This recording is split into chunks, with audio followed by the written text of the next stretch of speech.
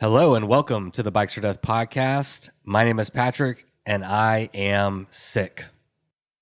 So right off the bat, I want to apologize for my voice. You're going to hear it a little bit now. And then also as we get into my interview today with Tyler, we recorded this episode a few days ago. I thought I was getting better and it turns out my cold was just, ramping up to get worse. So I do apologize for that, but hopefully by next week, it'll all be cleared up and I will be right as rain. So we're going to make today's intro pretty short and sweet. We're going to start off by thanking our newest patrons that have signed up since last episode. So today we'd like to thank Angela Freeman, Christopher Grady, Brad Langford, David Boswell, Derek Bowers, Jared Foster, Sally Turner, Brian Anderson, Lauren Davis, Aaron Wood, Josh Spears, Kyle Johnson, Pat Smith, Brian Arfman, Peter Stewart, Luke Galloway, Nick Doyle, Bobby Ellis, and Casey Hockmoot. And I need to give Casey a special shout out because she has single-handedly solved the name pronunciation problem that I tend to face. When she signed up as a patron, in parentheses, she wrote her name out in the phonetical spelling of her name to make it easy on me. So that's a pro tip. If you want to help make it a little bit easier for me to get your name right, just include the phonetic spelling of your name in parentheses next to your name, and hopefully I'll be able to get it right. Today, we've got a special guest from my friends over at Rock Guys. Jen Weeks is here to tell us about a new product. But Jen, before we get to this new product, why don't you introduce yourself? Who are you and what do you do over at Rockgeist? Hey there, I'm Jen. I do many things at Rockgeist, just like all of us do. Lots of makers making it all happen. There's 7 of us, and I send out the final products, essentially. I do a lot of the shipping, and I dress up the frame bags after they've been sewn by Jess, and get those out to all the customers. And I'm working on some top 2 bag parts, and just trying to make it all happen, and it's kind of cool. And I've been here since March, so it's kind of new and fresh, and it's exciting. Yeah, since March. Wow. Yeah. Congratulations. Thank you. Now, this new product, it's called the Wishbone, right? Yes. So why don't you tell me what it is and why do I want one? Basically, it's a metal bracket, it's U-shaped, and it bolts to one of the seat tube water bottle bolts, and it supports the side of the frame bag from the outside.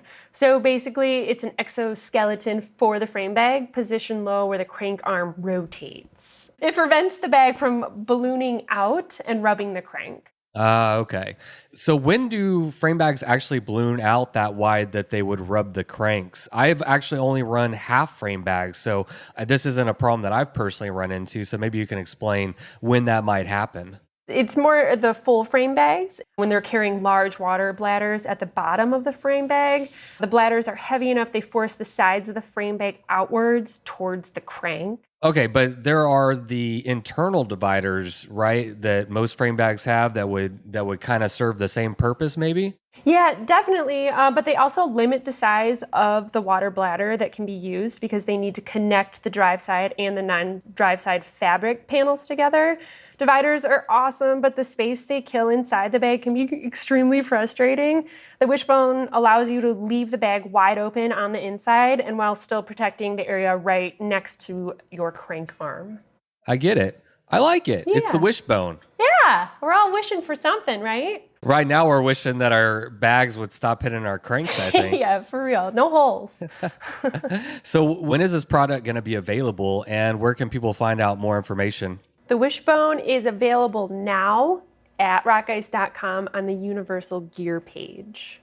Well, listen, Jen, thanks for coming on today and telling us about the new product. It was nice to talk to you. What do you have left for the rest of your day? What are you doing over there at Rockgeist? Finishing up some top 2 bags. Got to get some shipping done. And like I said, I'm dressing up some frame bags this afternoon so that customers can get them on their bikes and get out on their adventures. All right. Well, thank you very much, Jen. Get to it, and we'll talk to you soon. Yeah, so good to talk to you for the first time. Wonderful. I think you're doing cool stuff. Oh, thank you. Y'all are too. Cool. All right. Talk to you soon. All right. Have a good one. All right. Today's episode is one that I've been personally looking forward to for a while. Tyler Wacker is a local Texan, and many of you may not know him, and that is okay because there's a lot of people out there doing really radical stuff on their bikes, and Tyler is definitely one of them. His story is well worth sharing, and I'm so grateful that I had a chance to sit down and catch up with him. He's currently back in the United States, taking a break in between semesters at college in Iceland, and he's got a really unique story. Went to school to improve the active transportation situation in our country and wound up getting a little bit fed up with it, quitting his job, cycling around America, and then ending up in Iceland doing some really cool stuff for cycling and tourism there in Iceland. So it was really great to be able to catch up with him in Austin in between his semesters, and I definitely learned a lot on this episode, and I hope you enjoyed as much as I did. Thanks again, Tyler, for coming on the show. Without further ado, let's have Miles Arbor take it away with the Bikes for Death theme song. You load up your bike, you ride away from home. You could be with your friends or you could be alone. You ride for a day or maybe more. You just love being in the great outdoors. Everything you need is strapped to your bars, including that new pillow you got from Santa Claus. And then you think, oh shit, to yourself. You left that super lightweight tent on the living room shelf. Bikes or death. Bikes or death. Podcast. So why don't we just start out by saying who you are? Yeah, so I'm Tyler Wacker. I'm actually from a small town south of Houston called Bay City, Texas. So I lived 26 years of my life in Texas, went to school for civil engineering, and then worked in Dallas and Fort Worth until I moved to California in 2017. And mainly that was a career-minded move because I found a way through civil engineering to work on bicycle projects, like bike lanes and alternative transportation, or active transportation rather. And so basically, yeah, I just found out that Texas wasn't prioritizing or funding a lot of it, at least in like the Dallas area back in that time period. And so then I got an opportunity to transfer within my company to Oakland, California to work primarily on bicycle and public transit projects.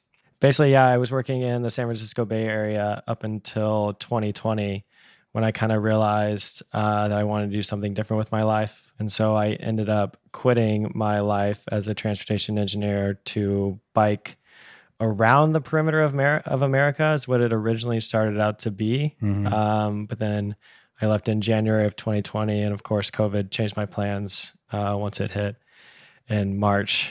But yeah, we can talk about that. Yeah. I want to start out with us both being from Texas. This is the first time we've had a chance to meet. Do you remember who our mutual friend was? I know there was a mutual friend that... Drew Eckelberger. Oh, perfect. Yeah. Drew. Yeah, man, this community is so tight-knit. And you're going to go have drinks with Aaron Chamberlain after this, who's also been on the podcast. So yeah, every time I come, and last time I was here, I was interviewing Jessica Alexander, and she was friends with Aaron, and I guess everybody's just, everybody's in the tight cycling community. Yeah, tight community.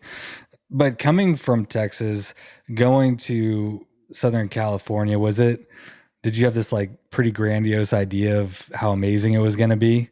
So I was living in San Francisco, and I moved for like personal reasons, but also career helped me move too. And really, I just wanted to find a lifestyle that I'd always been kind of searching for, just like getting rewarded to live a smaller lifestyle. And so like here in Texas, you don't necessarily there's so much space, and like the housing is so big and everything. And like there's micro units here in Austin, but like they're still just as expensive as like regular apartments. But at least in terms of housing, like living in Oakland, I live in like closet-sized spaces and then still like have affordable rent as compared to like, paying upwards of whatever, a couple of thousands of dollars. Where did this like idea come from? It's something that I personally resonates with me with simply like the less you have to maintain, the less you have to spend your money on. You're not working for those things. You're kind of a slave to them. They kind of own you in a sense, right? But it took me many, many years to figure that out. And you're quite a bit younger than I am. Yeah, it's really just minimalism kind of at the core of just like owning fewer things and really just reducing my impact a lot too. Like a lot of, energy is used for cooling your giant house and having all these extra bedrooms that you don't use. And I just kind of noticed that the bigger the space that I had, the more stuff that I just filled it up with. It's like, oh, I can fit this, so I might as well get it. And so unless I confine myself to like physical limitations of where I live, I'm just going to consume and fill it up. And so it's a way to kind of like limit my consumerism in a lot of ways. I'm getting the sense that like you've lived an intentional life for a while. I mean, even, the minimalism and also the job, being an engineer in what kind of traffic flow did you call it? Like active traffic? Active transportation. Active transportation. It's like the term for like biking and walking and public transportation. It used to be called alternative transportation, but it's kind of like, we don't want to call it alternative. No, definitely not an alternative should be a priority in a lot of ways. And so active transportation is what kind of the industry term at that point. Yeah. When I was working. Yeah. So, I mean, it seems like, you've been living a fairly intentional life, or did it kind of just fall into place that way? Yeah, it kind of all fell into place like that. I mean, I guess I started getting pretty intentional. It was really after like I broke up with a long-term partner and I had a lot of time and kind of started filling it with more endurance level sports. And so I started running, ran my first marathon after that, and then started increasing like my biking distances at that time too. And so that was like 2016. And then from then on, I just like, started to really make conscious decisions about like, this is what I want to do. And this is like how I want to live my life. That can be one of the good things that comes out of a breakup if you allow yourself the opportunity, because, and I'm only speaking from my own experiences, but I've gotten out of relationships and I realized that I put so much in, there wasn't much of myself left. And then I had to like have a conversation with myself and say, okay, what do you want to do? What kind of person do you want to be, and then kind of figure it out. No, absolutely. Like I kind of realized that I had put all of my happiness into another person. I wasn't taking care of myself. And so, once I had the opportunity to, I just started like, doing things that I always wanted to do. And a lot of that was just with friends who did this stuff, like friends who ran marathons, and my friend Anga, who I've ridden bikes with for the past decade. We just started doing more, just taking crazy ideas and bringing them to life in a lot of ways. And so, can you give me an example? Yeah, it must have been 2016 at the time. We went bike camping for the first time, and we had our fixed gear bikes, and we didn't have any bags. So we just filled like a hiking backpack with stuff, threw it on our backs, and then biked like 60 miles out to like Lake Tawakoni State Park outside of Dallas. Oh, well, yeah. Yeah. I've been there. Yeah. Just because it was like, how do we get out of town? Like, what's Tawakoni? The easiest? Tawakoni, I believe. It's hard to pronounce. Yeah. Really just, like what's a good way to get out of town, or what's the fastest way? So we just went east to get out of Dallas. Yeah. So we just threw stuff in a backpack and went out, and like some friends met us at the camp that night and brought like food and stuff for us, which was nice. And then we biked back the next day through like a torrential downpour, and I ended up like flatting out all of my tubes. And so we ended up like walking a mile, and luckily we were close enough that we could take the train at that point back into Dallas. But oh, nice. Yeah. You lucked out. Yeah. Do you own a car? I do now. When I moved to California in 2017, I sold my car like a month after I lived there. Yeah. So I lived car free from 2017 to 2021 for a long time. Oh, wow. That's pretty good. Yeah. It's hard to go without a car. I mean, it cuts out a lot. It's kind of like a next level commitment. If you don't travel, I mean, if you live in a dope ass city and you love where you are and you never want to leave, then not that big of a deal, I guess. But I always find I'm wanting to roam somewhere. Yeah. No, yeah. When I was living in San Francisco, that was another thing of just like reducing things that I own. And really, transportation is such a large, it takes a lot of money. And it's really like, I mean, it's the second biggest expense of any household. And so I realized that I could like, cut my $500 car payment and insurance and everything. And I could use that. Basically, I flipped my car into owning a sailboat in San Francisco. So I was like paying dock fees instead of car payment. My friend Connor and you would get along. He's got a sailboat too. Yeah. You're the only two people I know that I think have or have owned sailboats. No, I love it. It's just like using what's out there, using the wind to just continue on. And biking's in a lot of ways that for me as well, because just you're using your own power without any impact on the environment, really. Yeah. So paint a picture of what your life looks like now in terms of your minimalism. Where are you living? You're going to like Iceland soon, aren't you? So yeah, so I'm in grad school in a grad program in Isafjordur, Iceland, which is kind of the capital of the West Fjords. It's like 2,500 people, and the whole region itself is only 7,000. So I just finished my first year there, and I'm studying coastal communities and regional development. It's like, what does a region do to thrive and survive, from like their economy to their entertainment, and like what is the social atmosphere of a place? So I just finished up my first year. There's a lot of like courses and things like that, sociology, economy. And then I go back later this week to start my second year, and I'll be writing a thesis on how and if unconditional basic income can foster innovation in outlying communities in Iceland. Okay, slow that down. Unconditional basic income. Okay, so we're talking about a universal basic income. Universal, unconditional, same thing. I hadn't heard that, but yeah.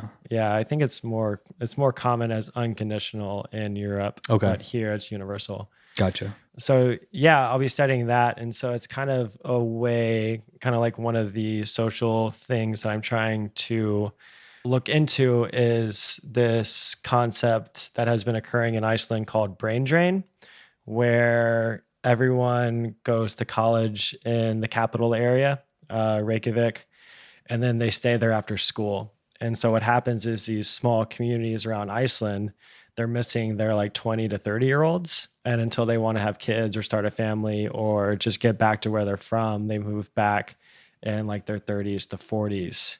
But really, these communities are missing like the 20 to 30-year-old age group. Weird. So it's kind of like if rent was paid for, if transportation was paid for, would you start a business? Would you start a podcast? Would you, what would you do basically?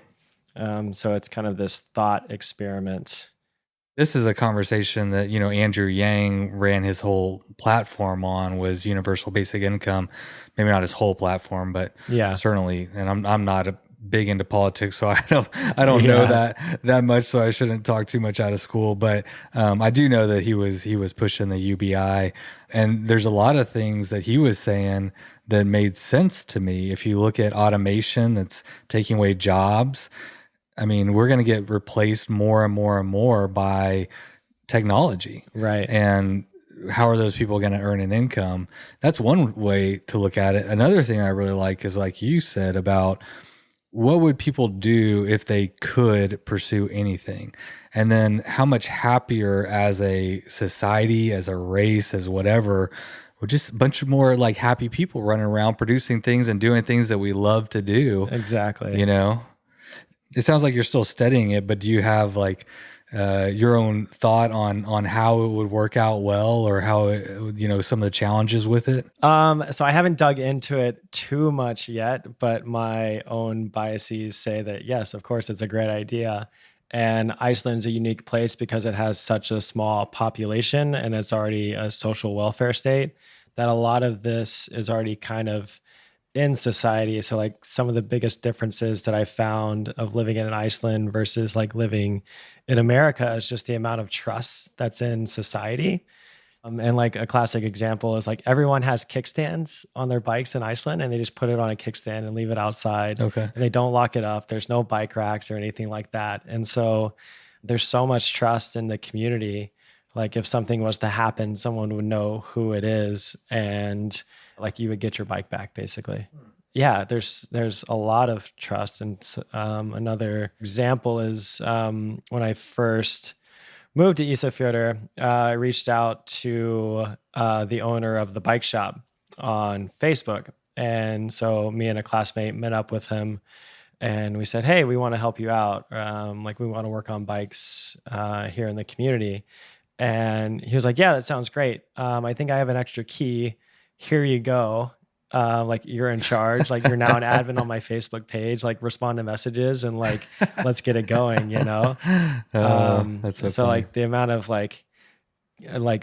in more of a figure of speech way, like handing the keys over to someone is like more of a common thing, and just like having that trust. Wow. Interesting. How long have you been living in Iceland? Just a year. Yeah. So after you wrapped up your American tour that we are going to talk about, but after you wrapped that up, what put Iceland on was it purely school? Like what? Yeah, purely drew you to school. Yeah. So I found this program a few years ago, and I had been following it for some time.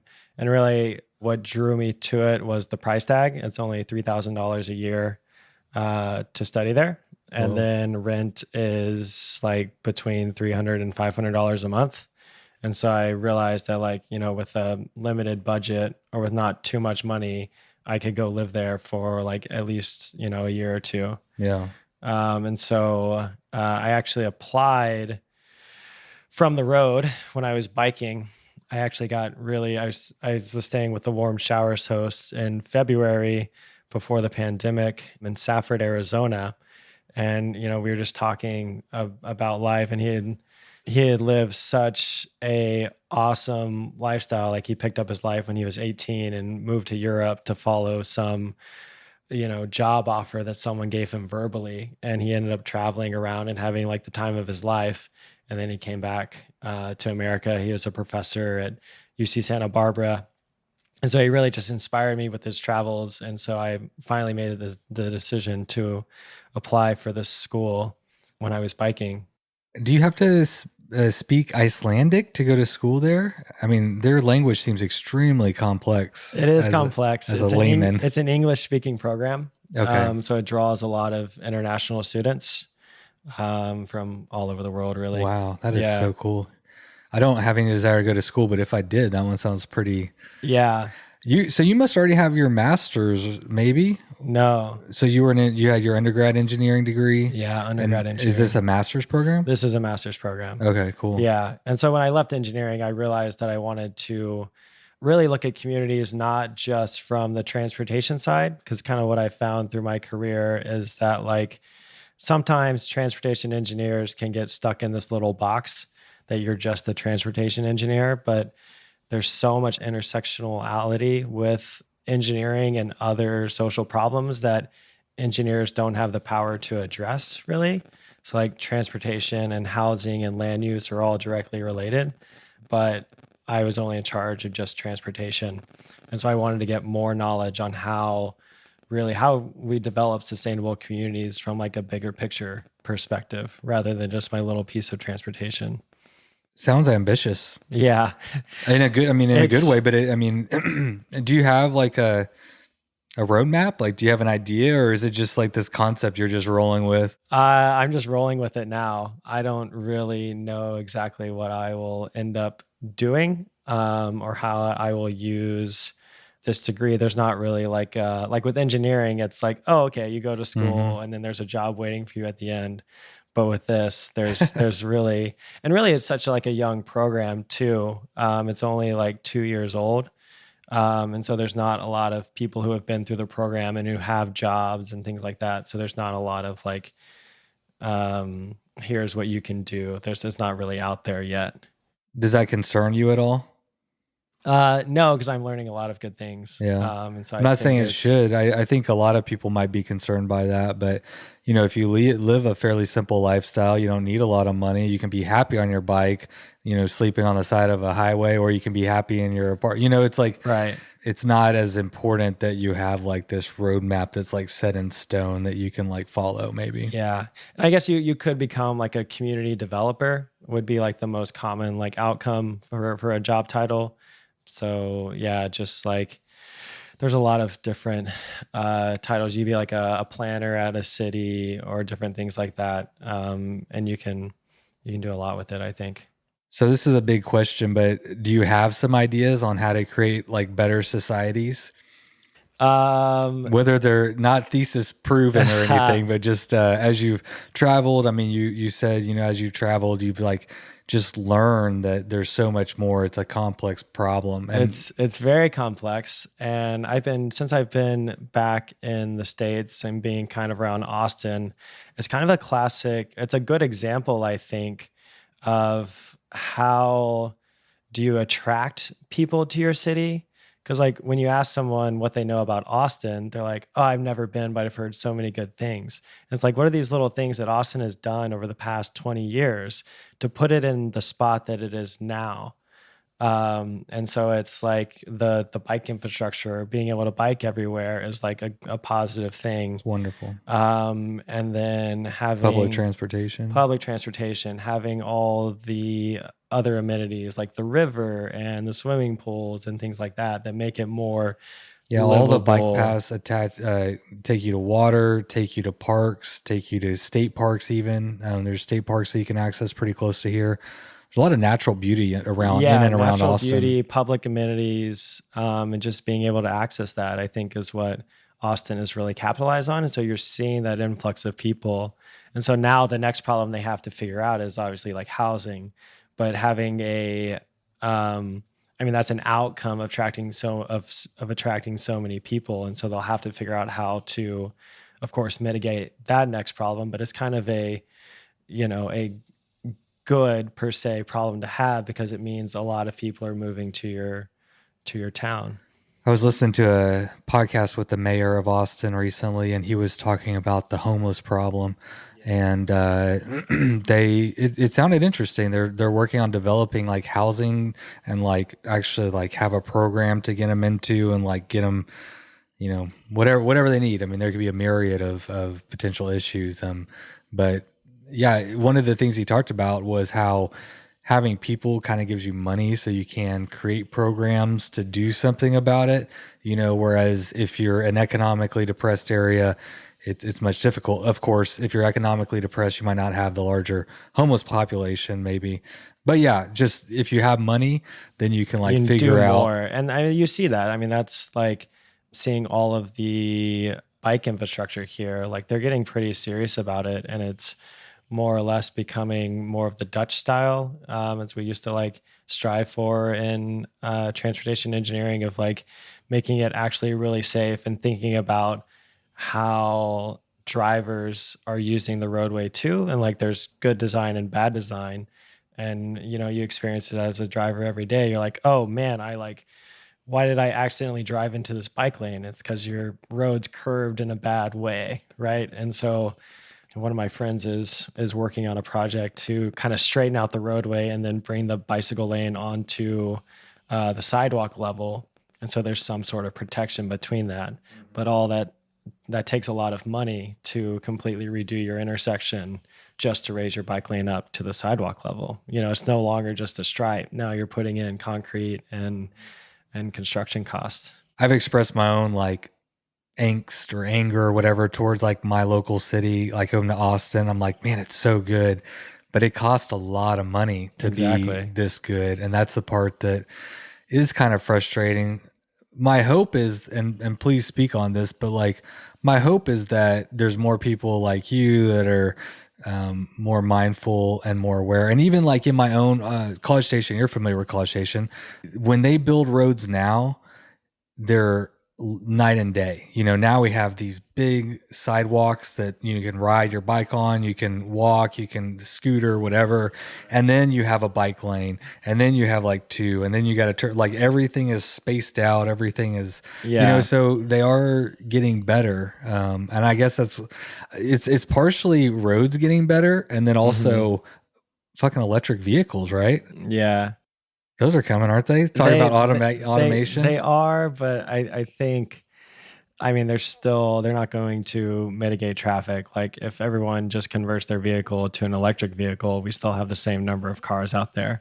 And so we're still going to we may improve the amount of traffic that can go through a highway because they're a little bit more efficient and they can talk to each other, but there's still going to be the same amount of cars out there in a lot of ways. And that still creates the problems of traffic and things like that. It's not going to be just this streamlined thing. What do you think the future looks like with transportation? If electric vehicles don't fix all of our problems, and it makes a lot of sense.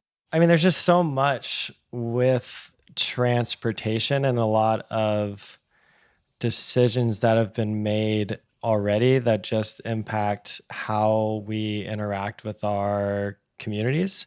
So like the interstate highway system never planned for highways to actually go through downtowns. They were supposed to go back to like at grade roadways, but now highways go through like city centers and things like that, which really just allows people to drive a lot easier. And so that's why you see like this demand of cars, because we make it easy to drive. But as you mentioned, now roads are getting better as in providing more ways to bike, like having 2 different ways to bike on like the shared use path or the bike lane. And so I think that's hopefully what the future is. And that's all policy based of, I think Texas or TxDOT adopted a complete streets policy, which basically means like if you're going to improve a roadway, you have to think about all modes rather than just cars. And so the transportation system leading up to like this point has been primarily car focused. And so as much money as we spend on infrastructure, it's all for cars. But now we're seeing more funding for bicycles, which is great. Do you know why? Do you know, I mean, I could envision, I know that our infrastructure is a concern, keeping up with it. We built all this stuff. Right now we got to pay to maintain it. Right. That's an ongoing concern that I always hear about. Yeah. So who's pushing it? Or is it more cyclists that want, like who's pushing that demand? I'd say that's a good question. It's a lot of things. So like you can build it and they will come. So if you build more bike lanes, people will think about biking more. But there's also, you can think of it from like a company perspective. You want more of your employees to bike. Like what amenities do cyclists need to bike to work? And there's a huge barrier when I started biking to work of like, what if I forget this? How am I going to get home and get my shoes that I forgot or something like that? And I had to learn so many little things of like what to bring, like the shoes and the socks. And you have to pack an extra pair of clothes because you can't just bike in your, button down shirt, at least not in Texas. But there's a lot of amenities at the office level. So like having a shower, having a secure bike facility to put your bike. And so you see a lot of that coming up in the conversation too. And actually, there's a really great pilot project going on in Bentonville now with People for Bikes and what they're doing up there. I listened to a great podcast. Tell me about it. My good friend Christy Holt works for People for Bikes up there. She used to actually own the bike shop of the shirt I'm wearing, local hub in Deep Ellum, East Dallas. Yeah, that's downtown Dallas. Yeah. Cool. But now she's made her way up there. But they're focusing on the company level and really creating incentives to get companies to get people on bikes rather than like the infrastructure conversation, rather than saying build it and they will come. Like they're actually like at the people level. And so like at the infrastructure level, you say you build it and they will come, but who are these people? Rather than like the company level, who your employees are. If you give them a shower and some bike racks and talk to people about what are some barriers that you're experiencing from biking to work? Like, do you need help planning a route or like, what is it? Yeah. Bentonville is like the perfect place to do that. Well, maybe not but certainly a great place to do that because, it's blowing up. They definitely have the cyclists. They have the infrastructure. And they also have a lot of corporations there too. If you go up there's a lot of big companies with a lot of money. So it makes a lot of sense. And I've never, I've been lucky to kind of be self-employed and haven't had to, go and punch a time clock for a little while. But yeah, I would think, just getting to work and be able to like take a shower, be able to change into your ride clothes and having a locker there so you don't have to like haul your stuff back and forth. Nothing crazy. Exactly. But what's the benefit to the company to do that? I mean, healthier employees, happier employees, lower health insurance, all those kinds of things. Yeah. Allowing people to ride bikes. There's all of that. Like just a smarter level of... A lot of times when you think about corporations, I mean, I certainly, and a lot of people have like, it's like not employee centric, right? It's like, it's bottom line centric. Yeah. And so maybe it still is bottom line centric, right? Like they want to create a happy employee who is healthy, who doesn't miss work as much and doesn't cost as much in healthcare. So I guess it still is bottom line, but at least it's a higher level of thinking. Yeah. But then there's also a great policy that I experienced in California was the cost of pricing. And so if you opted out of not taking a parking spot, you would get a couple $100s a month to pay for public transportation. You could either pay for public transportation or you can completely just get cash. So there was 3 options on your mode to work. You could drive and have a parking spot. You could get reimbursed for your public transportation fees, or you could just say, I'm going to walk to work. So give me some cash. And so that's part of the bottom line for office developments is the amount of how much parking costs. And yeah, because it really is like it's a whole nother rent on top of like your office space. Right. Oh man, that would be huge, especially if you have a ton of employees paying for a place just for them to park their vehicle their car for 8, 9, whatever hours a day, as opposed to like a little locker for their bike. Exactly. It's exciting, you know. Again, I think it's all about their bottom line, but if it creates a better work environment and healthier people and allows people to, less people fucking driving, less pollution, less and all that. It's all the benefits that we experience with biking too, of slowing down, of seeing more of our communities around us. True. And like listening to the song that's playing at the bar on South Congress on my ride over here, and you're just like kind of jamming with it. Like, this is fun, and yeah, you're way more in. 100%, man. You will never know a city as well unless you're like on a bike, I mean, you can walk everywhere, but it just takes forever. It really does. And your range that, you can cover on a bike is a lot more with the same amount of time. All right. So in your travels, what city or area has it figured out the best in terms of this like traffic and bike infrastructure problem? Tricky question. I don't know. There's a lot of good examples. I think Austin is definitely like on top of a lot of the lists out there for what they're doing. There is other places that have like it's just a bunch of policies that I think places have done well. So like Portland has a development boundary, so they're not going to develop outside of this area. And so that allows you to prevent urban suburban sprawl, right? Because you're only going to develop in this confined area. And Texas doesn't have that problem because we have so much land. But if we did confine ourselves to think that we're only going to develop in this area, it would basically reduce the size of our cities, which reduces commute times, right? If we think about shrinking or just developing the size of our city a little bit smaller. So that increases density and different housing options like that, instead of building just like single family houses on like the next vacant spot outside of our cities. Going.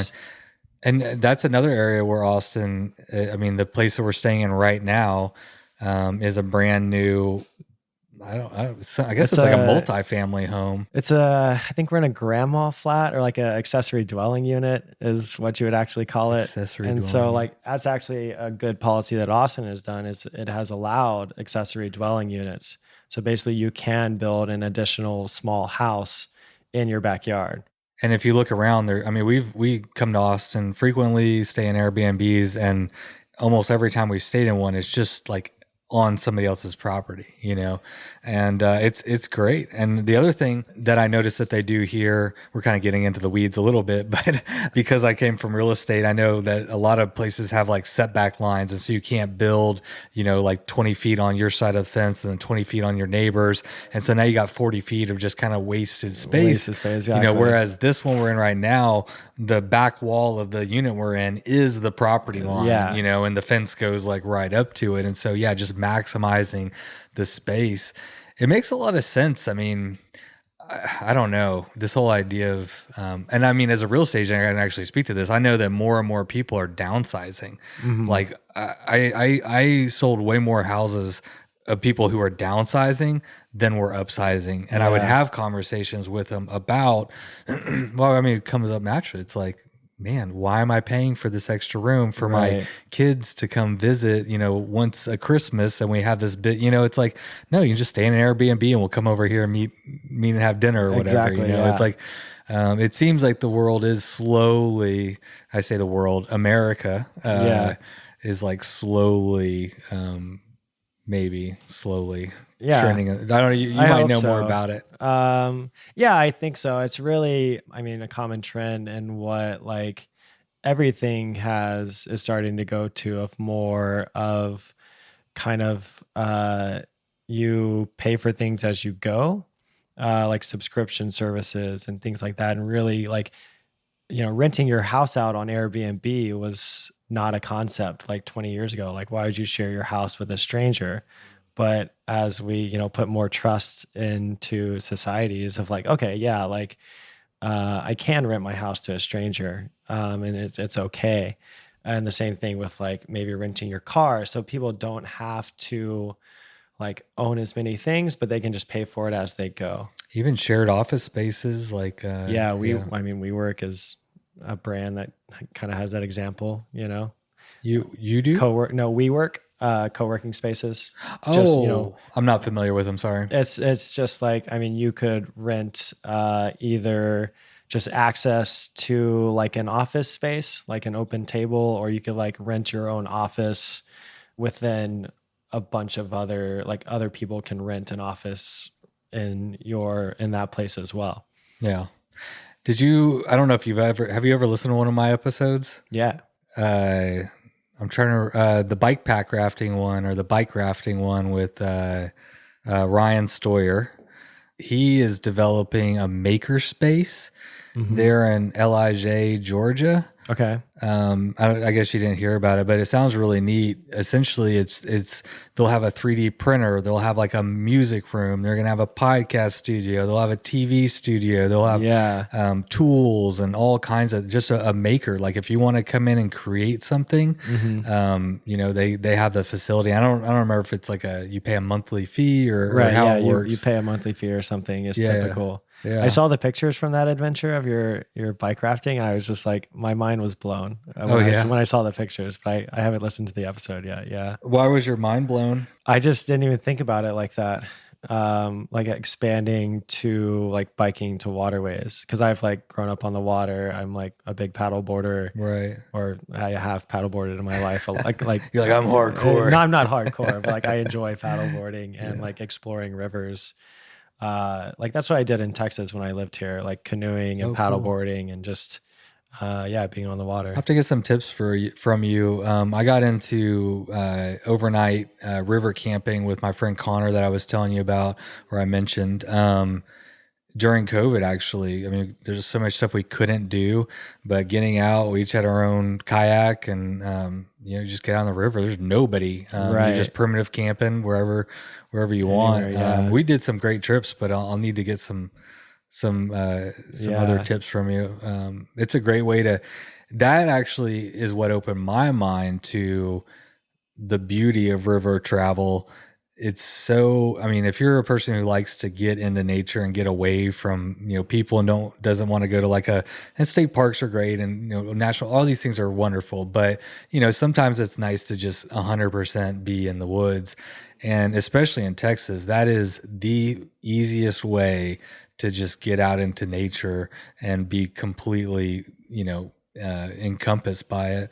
And then The idea of bike rafting to me wasn't super appealing because having all that gear, if you look at, you got a 50-pound bike and however much, 50 pounds with gear. Yeah. I mean, you probably got like 60 pounds of gear.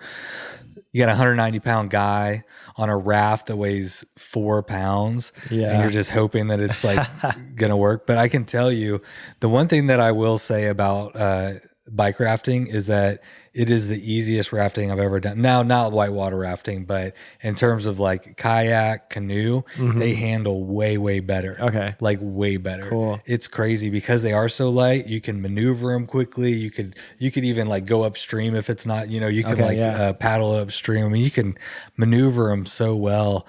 And it turned out to be a lot of fun. It was cold and rainy, which is not always the fun, but what it did was open up my mind to just having two different modalities of travel, because on the third day it was bike, camp, float, and then go home. But on that third day, again, it was like 3 days of cold and rainy, and we had another like 5 hours of floating, but there was this little like access that we could like hop off or portage where we could like get out and get on the road with our bikes and be back to the car within an hour. Nice. It was like 8 miles. Yeah. But 8 miles on a bike and 8 miles on a kayak or backpacker are way different. Different. Yeah, we were just like, hey, let's just hop on our bikes and get warmed up and go get some food and stuff. Yeah. We were pretty beat down towards the end of it, but it was pretty sweet. Yeah. Let's talk about some bike. I mean, we could talk about fixing society till the cows come home, but it's fun to talk about. And I know that you're kind of in that and very like aware and purposeful about it, and thoughtful about it. So let's start with, you're working in California and you got a wild hair up your butt to quit your job, throw caution to the wind, and ride your bike around America. Is that how it went down? Yeah, pretty much. It really kind of came to fruition kind of the last 4 months, or just kind of over like a 4-month period of like made the decision that I was going to quit my job. I was just going to bike, like take some time off, reprogram my brain a little bit from not working 50 to 60 hours a week to just like taking some time for myself and like figuring out the next step in life. And really it's kind of like a lot of my life has been planned, or I've tried to plan a lot of my life. And so it's a lot of trying to get rid of that mentality a little bit. Like, what happens if I don't plan, and like, where can I go? And so that was definitely part of the experience of biking. So you said 4 months before you quit, like, did you start thinking about it before? Or did you just quit and then like plan it after? No, yeah, I was definitely I was planning quite a bit before I quit. Okay. So yeah, it was like kind of like a 4-month process. So I quit in January. So I guess back in like September, I really started to like, got my surly long haul trucker, and I figured out what tent I was going to get and what camping pad and things like that. And like looked at my route quite a bit, and I really just kind of strung together Venture Cycling Association routes. And so I went down the Pacific coast, and I was going to do the southern tier, I was going to do the Atlantic coast, and then the northern tier. And it kind of worked out with like a weather window too. So I was going to, in the winter, in January, in February and March, I'd be on the southern tier. And then by it was by June or July, I'd be on the northern tier. So hopefully all like the snow would be melted, like crossing the Rockies. Yeah. So there was like a weather window aspect into it as well. How much bike packing, bike touring, bike camping, whatever you want to call it, did you have prior to going into this?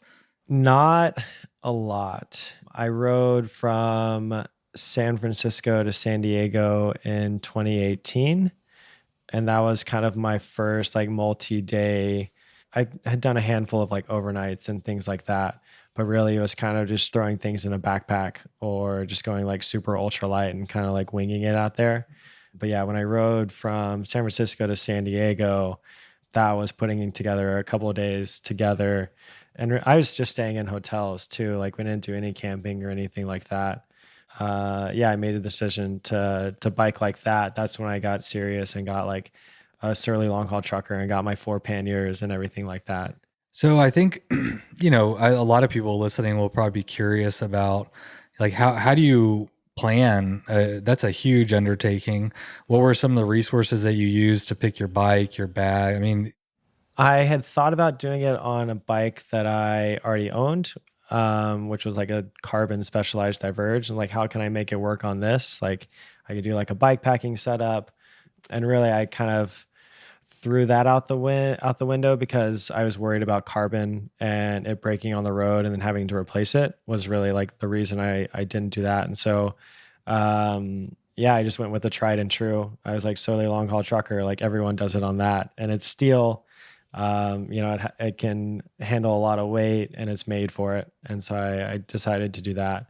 And I went with a 4 pannier setup.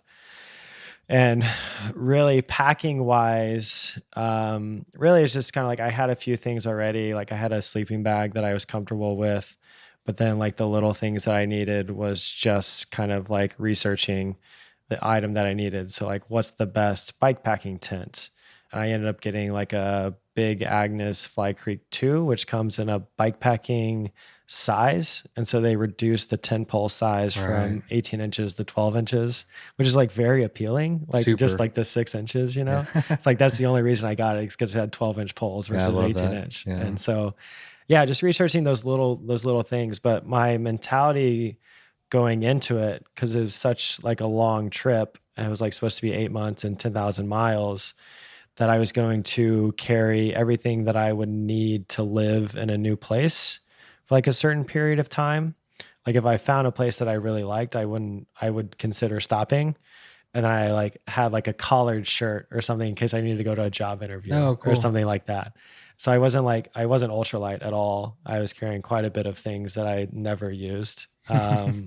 Well, you didn't know. I mean, you didn't know. That I think speaks to what you're saying about like not having a plan. You kind of have to prepare for a lot of things if you don't have a plan, right? Because anything could happen. Yeah. So you have to be a little bit more prepared if you're going to know like, okay, I'm doing this, I'm staying here, Yeah. And then route wise, it was like Adventure Cycling Association's routes, but I knew that I wanted to see a lot of friends on the way. So I just connected friends and dots of where I wanted to be and who I wanted to see. What about sleeping? We know what kind of tent, but I'm curious. I mean, on a tour like this, I know you mentioned like warm showers. Yeah, I was using warm showers actually pre-pandemic. And then during the pandemic as well, I started to use it, but I would only stay at places where I could pitch my tent in people's backyard. And so I didn't necessarily I rarely went into their houses. I just kind of stayed outside. So that was a resource, but I still had some planning. Like I still had a lot of things planned out, and like I planned out like where I wanted to be. Cause there's definitely certain milestones that I needed to hit. So like I needed to be in Texas by a certain time because I needed to catch a flight to go to a wedding in North Carolina. And so it's kind of like these little checkpoints that I just started backtracking to. And so it's like, how many miles or how many days will it take to cover that amount of time? And for me, I think like traveling solo too, I wanted to like stay at organized places like campgrounds and stuff every night just to give me that peace of mind. So I didn't have to worry about where I was sleeping every night. So I generally knew where I wanted to go. I really did know where I wanted to go every day.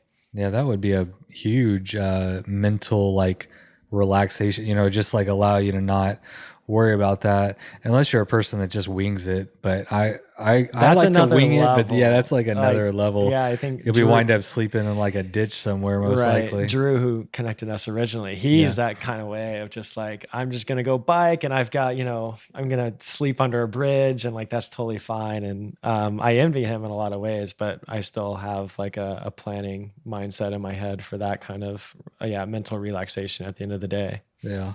I was saying this to one of my guests recently, Liam, but he won the Highland Trail race and he's an engineer. And I asked him, I was like, do you feel like there's a disproportionate amount of engineers that do these types of things? And he said, yeah. And I more and more, I'm like, engineer. But we were talking about, it's like, it's just a big puzzle. It's a huge puzzle. And, I think engineers like figuring out puzzles, Yeah, that's all it is. All engineering is really just problem solving. Yeah. And sometimes your problem has been solved before, so you can use like another example, but sometimes you have to venture off and figure it out for yourself. But yeah, it's all about figuring it out and getting comfortable in this new environment. And I think that was a huge draw to doing the bike tour. I mean, this was a huge endeavor. A pandemic happened in the middle of it. I don't want to get to the pandemic yet, but more specifically, from your experience traveling America, or portions of it, a large swath of it, let's talk about expectation versus reality, both of, the cycling experience and also, human connectiveness and like just meeting people out on the road. Yeah, I mean, expectations pre-pandemic were very much like connecting with a lot of people. And mainly I found that through warm showers, because warm showers is so nice because you show up to someone who already knows what you're doing. Most likely they've bike toured or have done some biking before. And so you get to kind of like skip the like, oh, you're crazy for doing this step, which is really nice and kind of like refreshing when you're bike touring. Just to get over. You don't have to tell that story a thousand times. So you really like, it's really fun because you get one night with these people that bring you into your house, and you really just like, as we did with our societal issues, in the first half of this podcast, of just like really diving in and like, what's the problems in society? And so we talked a lot about like climate change and things like that, and things that I was passionate about, which was a lot of fun and just like exhilarating to just be in such a deep conversation already, like within one night of just staying and knowing these people. That was like a lot of fun. Yeah, I can imagine it's easy to get past the surface level. If someone's like riding across America, it's like, all right, there's something more going on here. Yeah, so that was really enjoyable. And then the people I met on the road, there's definitely like people you meet at gas stations, like, oh, where are you biking to? Where are you coming from? Like, oh, that's like kind of crazy, but cool.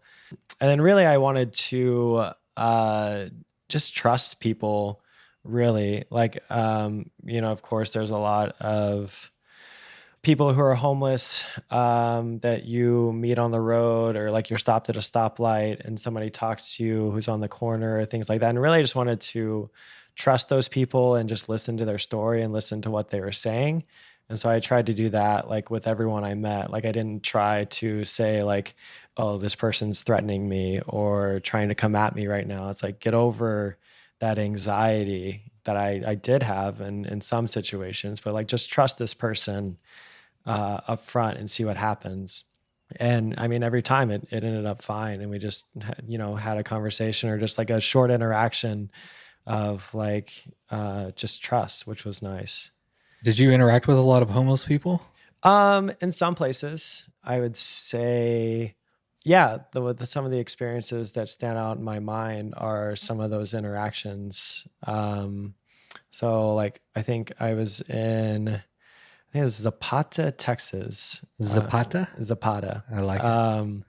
It's over in East Texas, and I would figure that'd be like South or West Texas. No, I think it was. Anyway, I believe you. Yeah. Yeah. So there was like this crazy Texas thunderstorm rolling through, of course. And it just started to downpour on me, but luckily there's a small town, and I just went and got shelter at like a grocery store awning, and there were some other people there actually on bikes as well. And so we just started talking about bikes and like their bike versus my bike, and like this guy I think had like rigged up this like dynamo on his thing. And anyways, there's like a torrential downpour, and I started talking to them and like, oh, how far are you going? I'm like, oh, I'm not really sure. Like, hopefully if the rain lets up, I'll keep going. But then he offered for me to stay like in his tent with him. And I said, hey, I don't like I have my own tent, but like it'd be nice if I could pitch my tent next to you. And I ended up continuing to ride that day, but like he was super friendly about it. And he actually was like, hey, you can stay, but like, by the way, I'm a crystal meth user, so you do have to like understand that if you're coming to stay with me. But like, I don't know, it's just a nice conversation and like nice of him to come forward with this information if like I was going to stay with him. But like that trust of like, he invited me into his tent. Yeah, that's wild. And yeah, so I do remember a lot of those situations. I've wanted to, I don't know if I probably won't ever do it, but I think I would like to do a podcast where I talk to, people who are between homes or homeless or unhomed or. Yeah. There's Invisible People on YouTube. Oh, is there one? Yeah. He talks to people mainly in California. Okay. Yeah. I actually have heard of this. Yeah. He talks to people on Skid Row, and then, he has like a program too, doesn't he? Or no? I don't know. Okay. I've watched a few of his videos. I'm not an expert on it, but I am. There's this whole culture that I'm so not tapped into at all, and it's a little scary, It is, and it is that unknown that creates the fear, Right. Usually, yeah. So yeah, I mean, I did interact with people who were homeless on the way, but I just really like. In terms of society, I try to think about or try to understand like what their position was, or like how did they end up there? Like what did we do as society for that person to be on the streets, and why don't we have a place for them to stay? Why was it important to you to go into the ride, the journey with this, intention to be open to people, to not be fearful of them, to be vulnerable? I think just because the way that I was raised in Texas was to kind of like, and just society in general, I think is raised to just fear the unknown. And when I, told my family and friends that I was going to do this, all of their reasons for trying to convince me not to do it were based in fears of unknowns. And so it was, hopefully to prove to some people that like people are good at the core of it. And so a lot of like the things that some people who were scared for me for riding around America, of like, I knew a friend who died on a bike. There's scary people out there, and just different excuses like that. And I didn't really want to take that as fact. I wanted to hopefully prove them wrong, that like, yes, I should survive. Like it is very possible to get hit by a car riding a bike in America, which it shouldn't be, right? Like everyone should have the right to ride their bike safely. Sure. And so I wanted to prove that. Emphasis on should. Yes, emphasis on should. Well, and what kind of experiences did you have with drivers specifically? It sounded like most of your human interactions, you didn't have any crazy, which is great. There's a crazy guy in Ohio who it was like 5 o'clock. The sun was still out. And he called me out for not having my back light on and for wearing all black, even though like my bike was like, I had gray panniers and it's huge and I had a white helmet on. So like I was pretty visible and the sun was still out. But he kind of like followed me for like a mile or two, and he just kept trying to say that I wasn't visible enough. So I did turn on my backlight, and he just continued to follow me because he thought he was like keeping me safe or something. And I ended up just like peeling off on like a side road. I'm like, dude, get away from me. Like this is a road where I should be able to bike and bike peacefully. So we were talking about expectation versus reality with the people. Were you pleasantly surprised overall? Yeah, I think so. No, I really don't have any like bad situations to speak of, and nothing really like, of course I had some mechanicals and things like that, but even riding during the pandemic, like people were nice, and I, got offered some rides if I was like working on a flat on the side of a highway, or some people felt the need to give me money when I was like sitting outside a gas station or something like that, which was like super nice. They didn't need to do it. And I ended up just donating it forward to a organization called 1% for the Planet that I was raising money for on my ride, who just connect your dollars to nonprofit organizations who are doing good work for the environment. When into your trip did the did the COVID hit? Did the COVID? How far into your trip were you whenever that kind of all came a reality? I was in Texas, actually. Oh, wow. So I kind of took this roundabout way through Texas. So I took adventure cycling Southern Tier all the way to Austin. And then I diverted to go to my parents' house in Victoria. And I went up to Dallas. Yeah. And then I was going back down to connect to the Southern Tier again. And then I made it across Texas. And so the day I crossed into Louisiana, I turned my phone on after the ride, and Louisiana had issued a shelter in place for like the next 6 weeks. And I mean, campgrounds were closing down. Like it was all like Florida. Like I was going to Florida, and Florida was like the epicenter at that time, and they were closing everything. And so at that time, end of March, I guess, is when it all got like when lockdown occurred. That's when I paused for a little bit. And so you're on this trip of your lifetime, and then I'm talking to my parents and like, we're coming to get you. I'm like, come on, mom and dad, like, please, like, just let me like, and I took like 4 or 5 days to think about it. I was planning my route to see what would happen. But yeah, it really just didn't make sense to keep going with everything shutting down. And I was following you on Instagram. Where were you? Were you stationed at your parents' house for that 4 or 5 days? That was near the Texas-Louisiana border. It was like Sandy Creek Park on a lake near Jasper, Texas. So that's where I kind of just like took like 5 days off to really think about like, can I do this? Or like, what would it take? And then I was continuing on, but then once I got into Louisiana and they had issued shelter in place, that was kind of like the last straw for that time period. Yeah. It would be very difficult to do it if you're relying on public campgrounds. Yeah. And even like warm showers, I bet a lot of people would be a lot less hospitable. And so I was basically going to wild camp at that point if I was going to continue on. So I was using like freecampgrounds.net or .com or whatever it is. I was kind of stringing those together a little bit, but really I was just worried about food and actually I guess I was worried about carrying the viruses to different places too, like my own. Of course I didn't want to contract it, but what if I didn't know? And what if I was traveling between these places and just like, pushing it through to these small communities that I was going through? Like that's detrimental. So hindsight being 2020, do you think you made the right decision?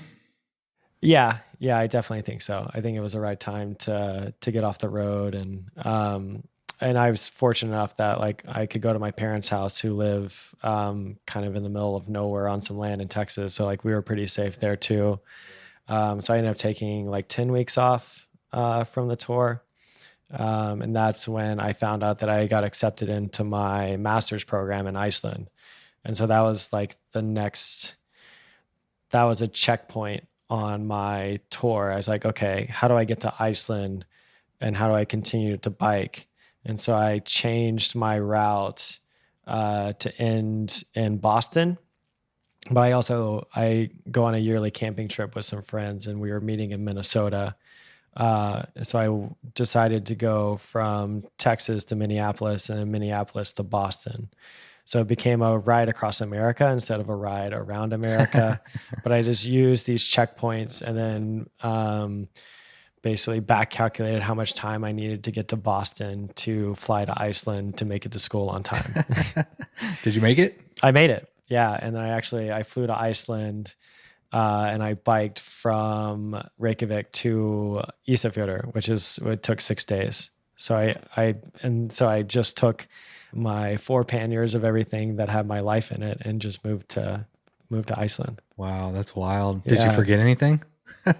Yeah, of course. No, I mean, since I had been living, I guess I got my parents to ship some things at that point and started to collect my stuff from where I had left it in America. Like I had some snowboard boots in San Francisco still. So I got a friend to ship those over, and like he had one of my thick coats and different things like that. So I started to collect a few more belongings that I had scattered around America, but couldn't carry on a bike with me at the time. That's crazy, man. Just shows you that stuff. It weighs you down. It does. It certainly does. How many miles did you total ride around and across and through and zigzagging in America? It ended up being 6,972. But yeah, 7,000 miles. I think it was like there was certain, like, I think I got a ride maybe like 3 or 4 times from some friends where I skipped a few miles. So if I didn't do that, I would have hit 7,000. But I wasn't going to go ride 28 miles to make it 7,000, because it's really just, my mentality was, if I could spend more time with my friends on the tour, then I would take a ride. And it made sense in some situations. Like I got a ride and I kind of bonked when I came out of when I started riding again after my 10 weeks off at home, when I was going from Texas to Minneapolis. The first few days, I was just a wreck. Really struggled for the first few days getting out of Texas, both with like the heat and just the anxieties of being on the road again. Can you like summarize what it's like to pack up everything and like live on your bike for that extended period of time? It sounds like extremely daunting. I mean, the whole thing sounds very scary and filled with like doubt about physical ability, and I mean, all, people, and just everything is an unknown. Yeah. Yeah. I mean, I think, so I rode from San Francisco to San Diego with some friends. And my friend Anga rode with me the entire way. A handful of friends rode from San Francisco to Santa Barbara with me, but then Anga continued from Santa Barbara all the way to San Diego with me.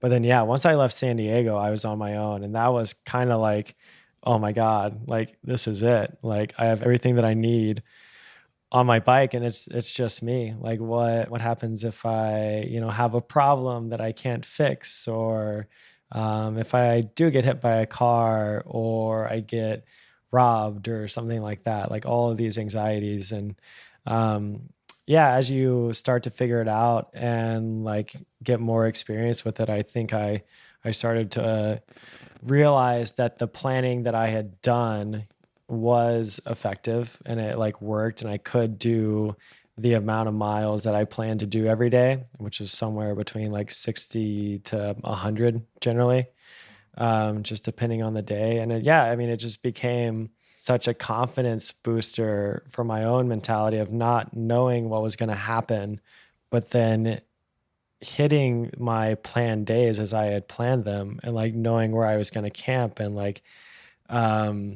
just hitting. At some point I could see, the worry starts to like fade away. It's like, oh, I can ride this distance. I can hit this. Right. I can ride this distance. And so once you know that your plan is kind of working. Yeah. You get that feedback, and it really just gives you a boost to keep on going.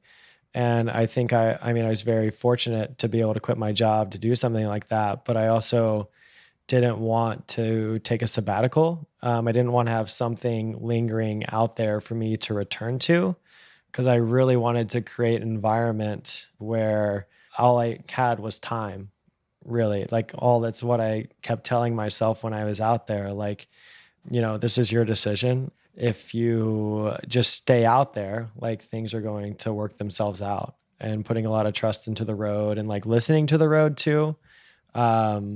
Listening to the road, what does that mean? Listening to the road. Like if you have a mechanical, it's like, why did I have this mechanical? Like what is the road trying to tell me? Yeah. And don't fight it. Don't fight it, essentially. And so like if I was trying to put down like a huge day in West Texas or something, and in certain situations you have to ride like 10 miles of the interstate system just to get through like a mountain pass, or like the interstate is literally the only road that goes through this area.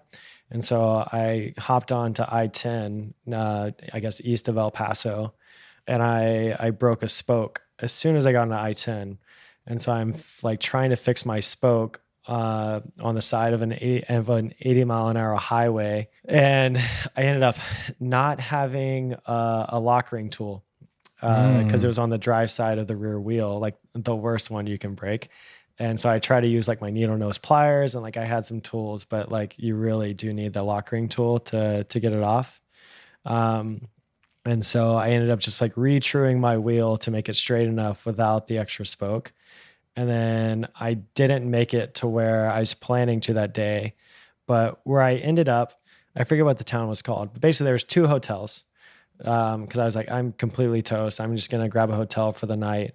And I went to the first hotel. The person wasn't there, but they were like, I'll be there in 30 minutes. I'm like, I'm just going to go to the other one. So I go to the other one and I check in, and the attendant there was like, are you with the other bicyclist? I'm like, what are you talking about? There's nobody else out here biking. He's like, yeah, he's in room 5. And so I checked into my room, and I went and knocked on room 5, and there was another bicycle tourer there who was like basically had done the same route that I did. He started in San Francisco, like I think a few weeks before me, and was riding from San Francisco. And he was going to basically go from San Francisco to San Diego, ride across America to Florida, and then go ride back to his house in Amherst, Massachusetts. But because I broke my spoke and didn't make it to the destination that I had planned to, and randomly stayed at this hotel, I met another bicycle tourer, and we ended up becoming really good friends, and we rode together for like 10 days. Wow. And we just had the same touring style too. I think that's a big thing when you're riding with other people. Like I kind of like to sleep in a little bit and like take my time and like eat some breakfast and have some hot coffee in the mornings before I hit the road. Yeah. And he kind of had that same vibe and was like fine with camping. Do you like traveling solo? Did you get lonely and wish someone was there? Because what you're talking about is also an issue. Anytime you have another person, you got to be on the same speed, and if they have a mechanical, you got to wait. I mean, it's just, it adds a layer of complexity or whatever. Right. I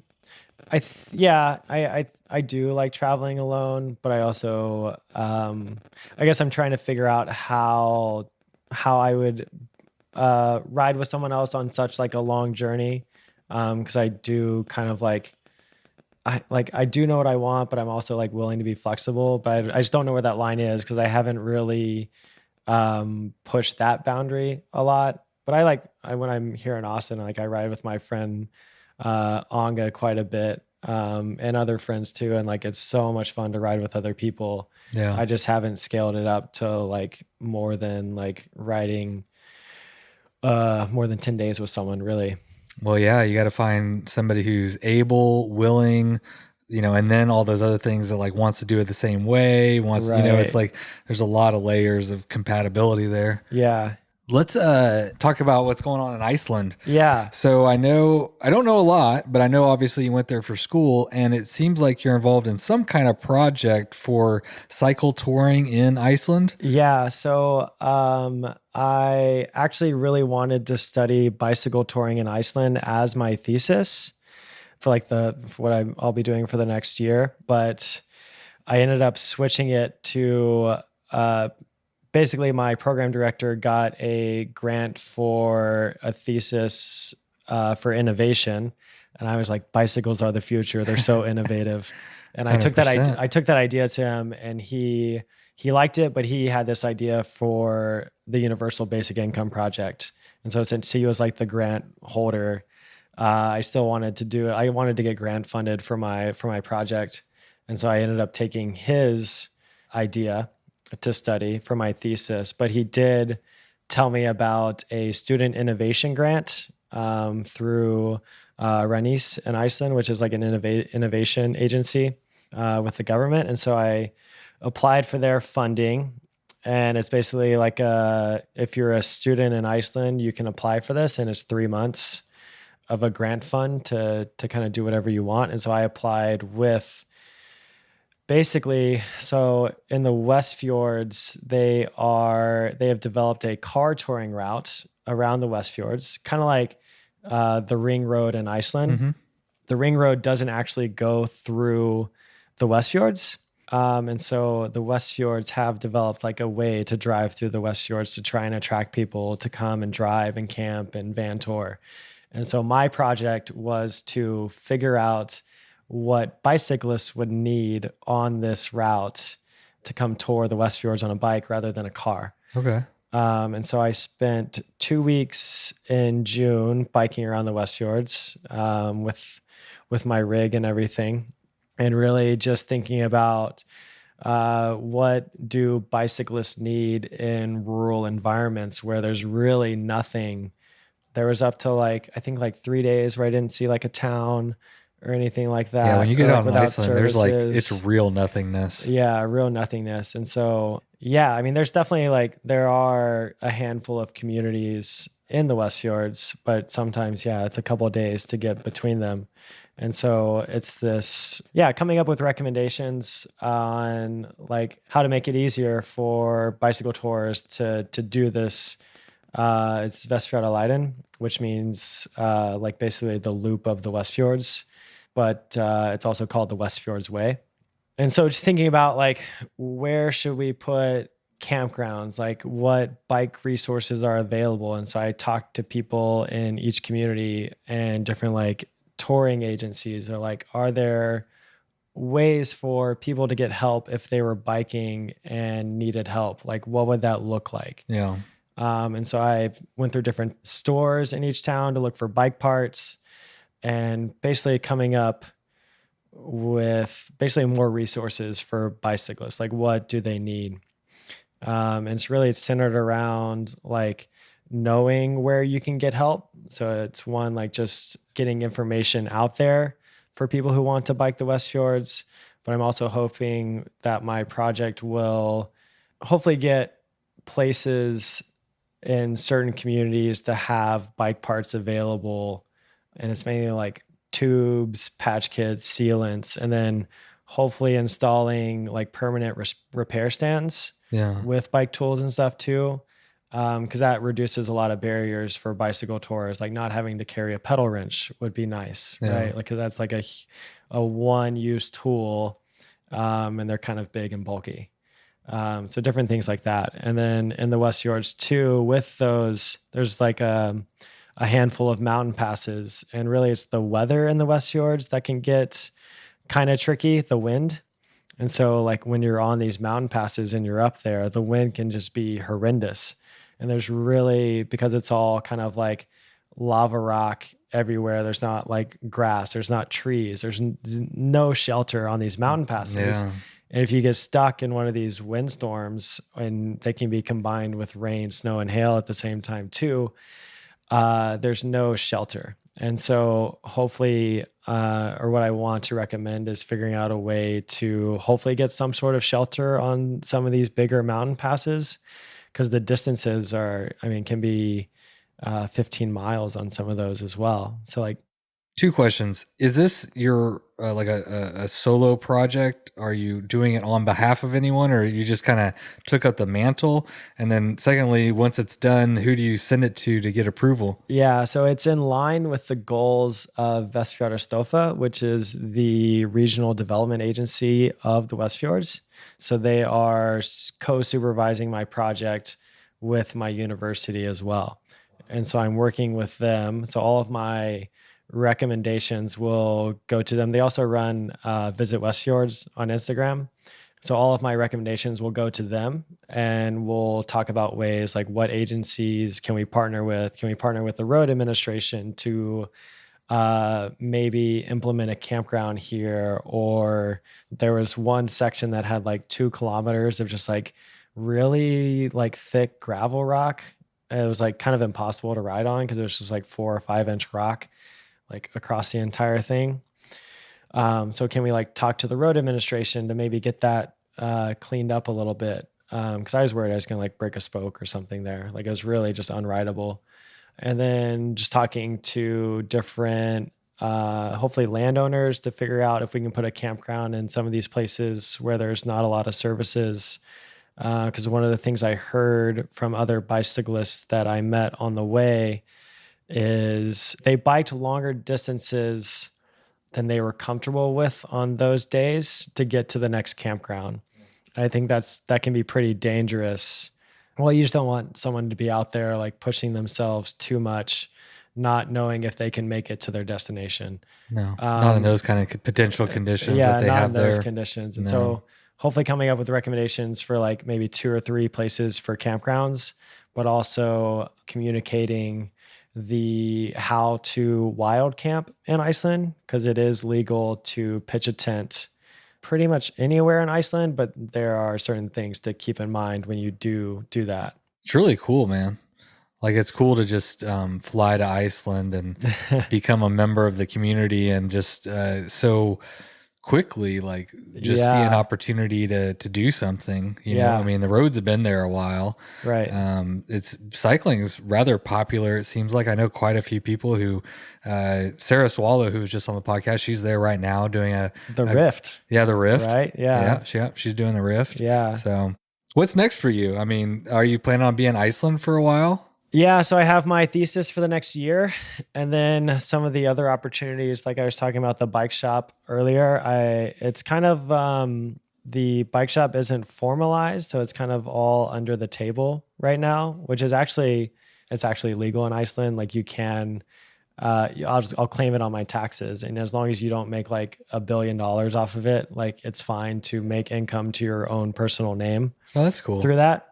Instead of having all this stupid red tape, and so it's just like, no, have a bike shop. It's fine. So I'm hoping to actually formalize the bike shop and create a business out of it, an actually like registered business in Iceland.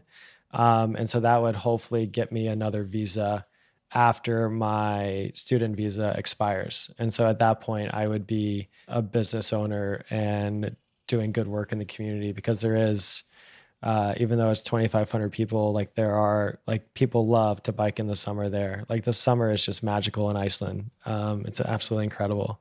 It's funny, you just traveled like all over America, and then you go to Iceland, and then now you're just like, I'm going to figure out how to live here. Pretty much. Is it just that much? Is it just that awesome? I mean, what is it that I like it quite a bit. I like that it's social welfare. Like, things really make a lot of sense in the way they work. I think there's not a lot of bullshit.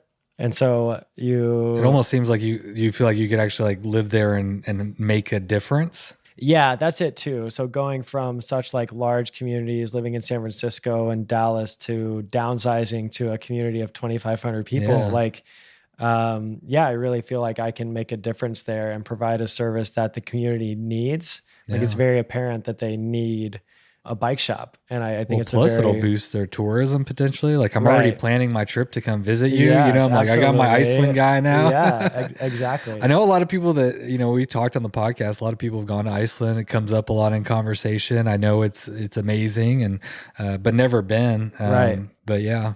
Yeah, so I think there's a lot of opportunities with biking, especially in the Westfjords. Like, there's a lot of great mountain bike trails where I live, because we're surrounded.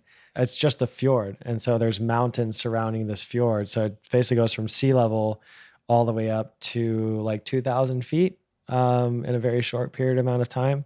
And so, there are a handful of mountain bike trails already that the community has developed, and they're building more. And I think they just approved a plan to run their ski resort as a mountain biking resort in the summer. And so I think there's a lot of opportunities with biking there, and having providing my service as a bike shop there. I think the community, from what I've seen, they definitely need it, because like March to once the snow melts, everyone's like, "Hey, can you fix my bike?" Because it's interesting too. Most of them leave their bikes outside for the winter, so it's like a bunch of replacing chains and tuning up brakes and things like that. Yeah, it's good business for a bike shop. Yeah, scrubbing rust off of cassettes.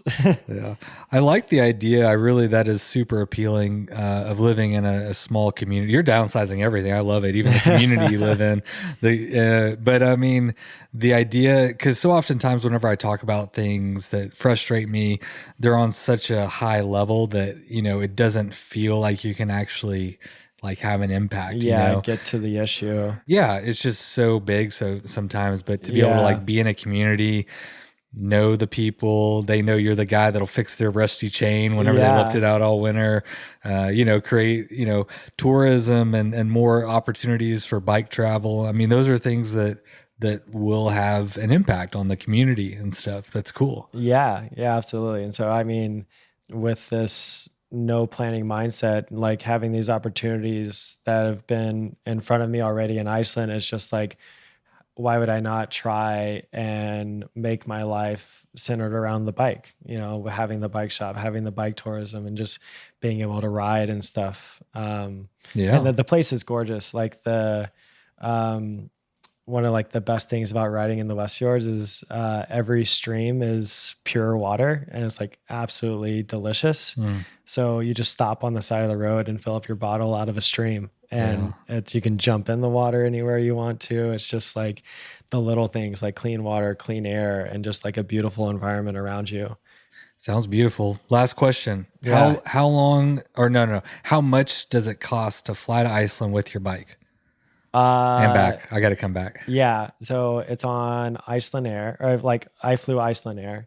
And so it's just your plane ticket, which is like maybe $500 to $800, depending on that's the time of the year. And then if you check a bike box, it's like $75 each way. Oh, wow. So like Very reasonable. $150. Yeah. But if you ride a fixed gear, MASH SF makes this great travel bag where you take both wheels off, take your fork off, and you just get it down to your frame, and it all goes into this bag. So it's like the smallest your bike can be. Yeah. And that I think falls within the dimensions of a regular checked bag. Nice. So you could save a little bit of money that way. I'm not going fixed yet. Or also, you can fly on Southwest with it for free. So I've traveled that way too with like my fixed gear. When's the best time to visit Iceland? June and July are absolutely incredible. So when do you head back? You said pretty soon, right? Yeah, on July 29th. I don't even know what today is. It's somewhere around there. Oh my gosh, we're 4 days away. Yeah, it's 4 days away. Are you ready? Absolutely ready. The heat has been a little bit much coming back to Texas. It's brutal right now. Yeah. So it's been fun. Like when I first went to Iceland and I was biking, like my hands were so cold.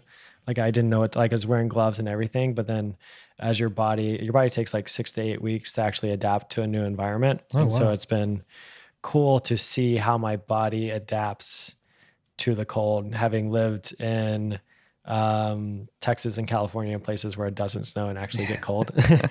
To see how my body changes like that. And does it? So 6 to 8 weeks and you can acclimatize to a new... physically your body changes to climatize to your environment. I did not know that. That's fascinating. The human body is fascinating. It really is. And, endurance cycling is a great way to find out just how capable you are. You can ride 7,000 miles with everything you need all over America. Go visit your friends, your family. And your body adapts. You get stronger and then you just get used to being outside.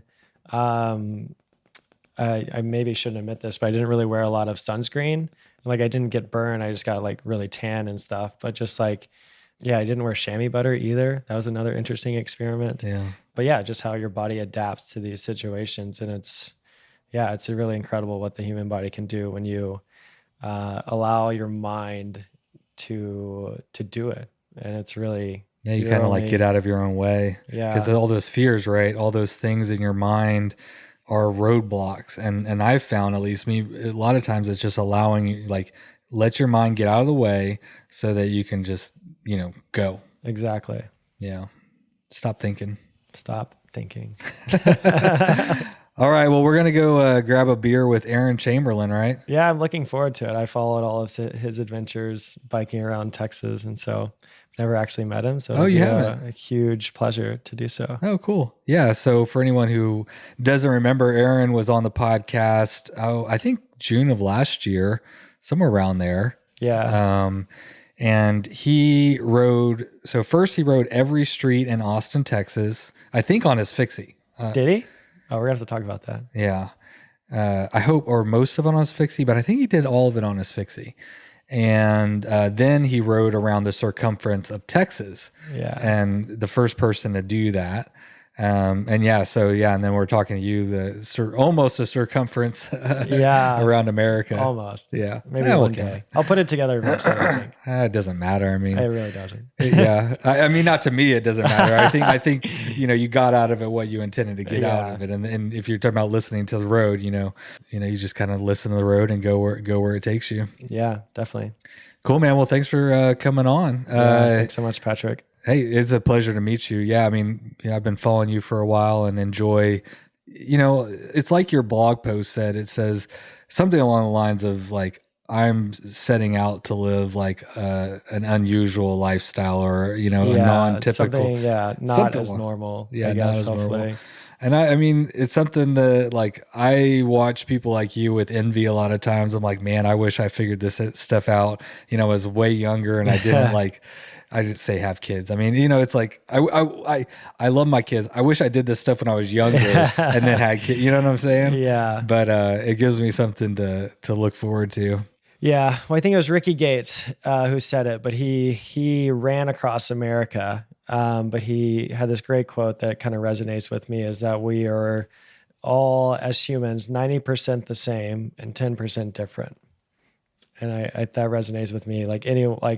I like to think that I'm pretty much just a regular person with like an able body, and I'm very fortunate to have that. But yeah, all of these have just been decisions of my own choosing to live like this. And so I don't want to be too different. I still want to be like a lot of other humans too. So, well, I like to showcase. I mean, these different ways of living your life, and it is up to you.